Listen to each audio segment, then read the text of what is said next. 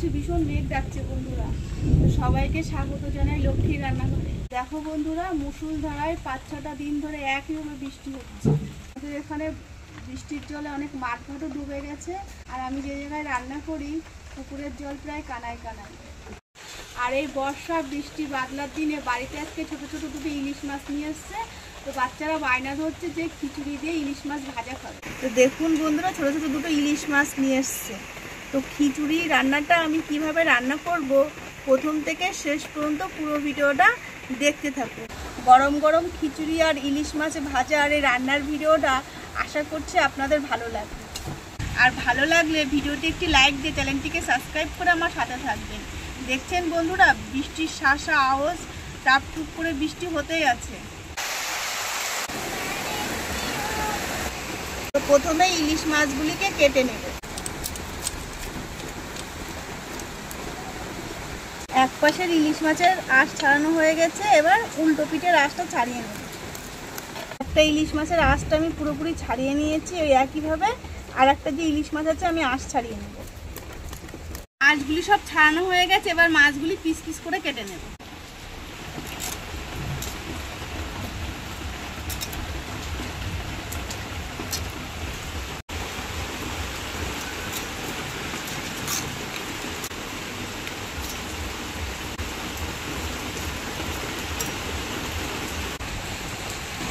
মাছের পেটের নোংরাগুলি টেনে বার করে নেব। ছোট ইলিশ মাছ তো, তাই ছোট ছোট করেই পিস করবো, বাড়ির সবাই তো খাবে। মাছগুলি সব কাটা হয়ে গেছে, এবার ধুয়ে নেব।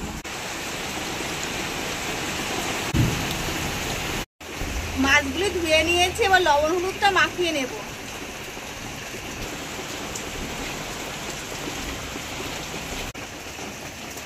এর আগের ভিডিওতে আমি গোবিন্দভোগের চালের খিচুড়ি রান্না করেছি। আজকে আমি খিচুড়ি করব সীতাভোগ চালের। আর এই সীতাভোগের চালের খিচুড়ি রান্না করে খেয়ে দেখবেন, খুবই ভালো লাগে। এখানে 400 গ্রাম সীতাভোগ চাল নিয়ে নিয়েছি। খিচুড়ির জন্য আমি মুগের ডাল নিয়ে নিয়েছি 300 গ্রাম আর চাল নিয়েছি 400 গ্রাম। তো খিচুড়ি রান্না করার জন্য মুগের ডাল নিয়েছি 300 গ্রাম আর সীতাভোগের চাল নিয়েছি 400 গ্রাম। এবার খিচুড়ি রান্না করার জন্য উনুনটা ধরিয়ে নিয়ে প্রথমে মুগ ডালগুলি ভেজে নেব।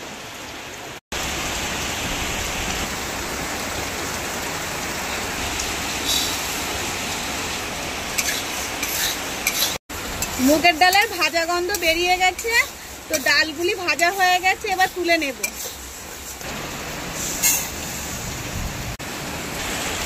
কড়াইতে এবার তেল দিয়ে দেব। খিচুড়িতে আলু দেবো, তো আলুগুলি একটু ভেজে নেব।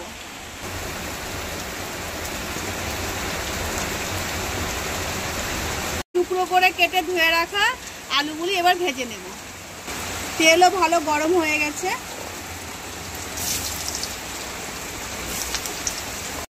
একটু লবণ আর হলুদ দেবো, তো প্রথমে লবণ দিয়ে দিচ্ছি আর দেবো হলুদ দেবো। এবার নাড়িয়ে চাড়িয়ে ভেজে নেব। আলুগুলি ভাজা হয়ে গেছে, তুলে নেব। এবার কড়াইতে আরেকটু তেল দিয়ে দেবো। খিচুড়ির যে মশলাটা লাগবে সেই মশলাটা আমি আগে কষিয়ে নেব। ফোড়নে দেবো 2 তেজপাতা, একটা শুকনো লঙ্কা, গোটা জিরে, গোটা গরম মশলা।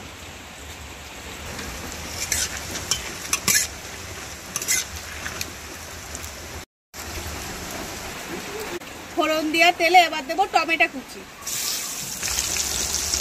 খিচুড়ির জন্য যে মশলাটা আমি শিলপাটায় বেটে নিয়েছি, আদা, গোটা জিরে আর কয়েকটি শুকনো লঙ্কা একসাথে বেটে নিয়েছিলাম। এবার মশলাটা ভালো করে কষিয়ে নেব।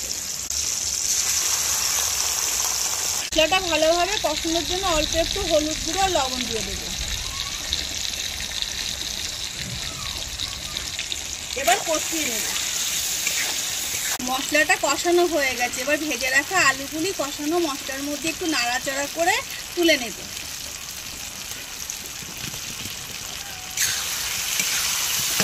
কষানো মশলার সাথে আলুগুলো একটু কষিয়ে নিয়েছি, এবার তুলে নেব।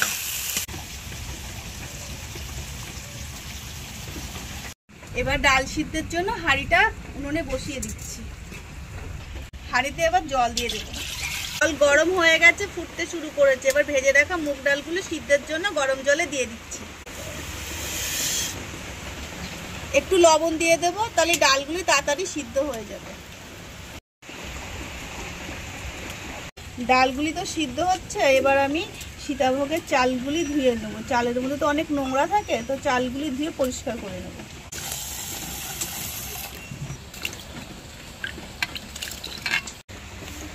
মুগের ডালগুলো সিদ্ধ হয়ে গেছে, এবার গরম জল দিয়ে দেবো সিদ্ধ করা ডালের মধ্যে। খিচুড়ির জন্য পরিমাণ মতো আমি জল দিয়ে দিয়েছি। এবার ধুয়ে রাখা সীতাভোগের চালগুলি দিয়ে দেব। খিচুড়ির জন্য দিয়ে দেব স্বাদ মতো লবণ, আর দেবো হলুদ গুঁড়ো। নাড়িয়ে চাড়িয়ে নেব। খিচুড়ির ঝোল ফুটতে শুরু করেছে, এবার আলু আর মশলা কষিয়ে রেখেছিলাম খিচুড়ির মধ্যে দিয়ে দেব।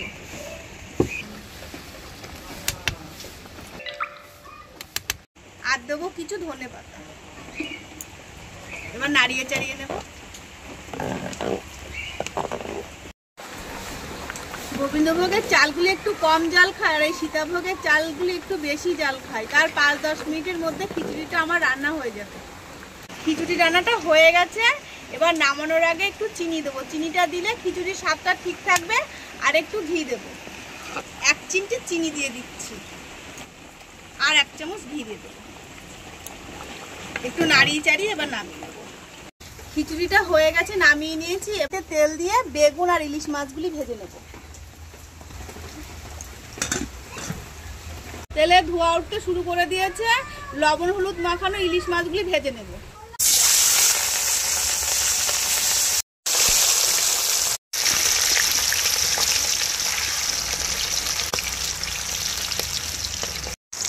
ইলিশ মাছগুলি ভাজা হয়ে গেছে, এবার তুলে নেব। আর মুড়ো আর লেজাটা আছে, কালকে পুঁই শাক দিয়ে চচ্চড়ি হবে, ওইগুলো ভাজা করে রেখে দেবো।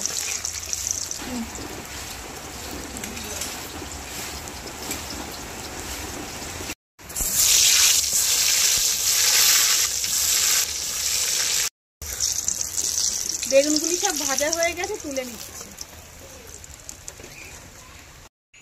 রান্না করার সময় আকাশে পুরো কালো মেঘ হয়ে যেন সন্ধ্যা নেমে এসেছিল। এখন আকাশটা অনেক পরিষ্কার হয়ে গেছে, আর খিচুড়ি, ইলিশ মাছ ভাজা, বেগুন ভাজাও হয়ে গেছে। এবার থালায় আমরা বেড়ে নেব।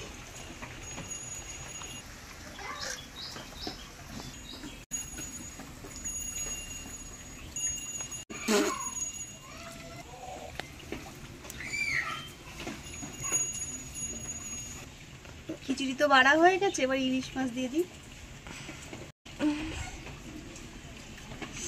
থালাটা বেগুন ভাজা আর ইলিশ মাছ ভাজা দেখতে কি সুন্দর লাগছে, তাই না বন্ধুরা?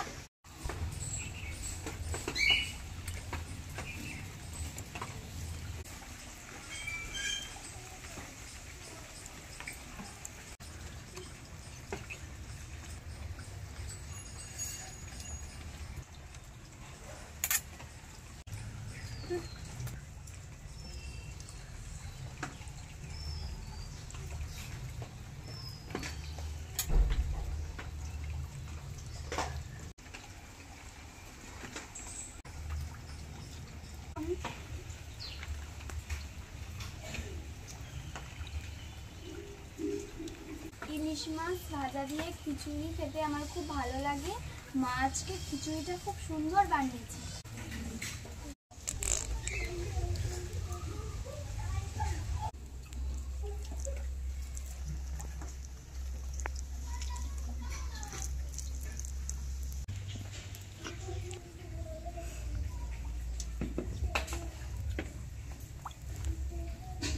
বৃষ্টি বাদলার দিনে খিচুড়ির সাথে ইলিশ মাছ ভাজা হলে খেতে কিন্তু খুব মজা লাগে। সীতাভোগ চালের খিচুড়ি আর ইলিশ মাছ ভাজা, বেগুন ভাজা কেমন রান্না হয়েছে অবশ্যই কমেন্ট করে জানাবেন বন্ধুরা। তো আজকের মতো ভিডিওটা এখান থেকে শেষ করছি। আবার আমি একটা নতুন রান্নার ভিডিও নিয়ে আপনাদের সামনে চলে আসবো। তখন আমার সঙ্গে থাকার জন্য আপনাদের অসংখ্য ধন্যবাদ।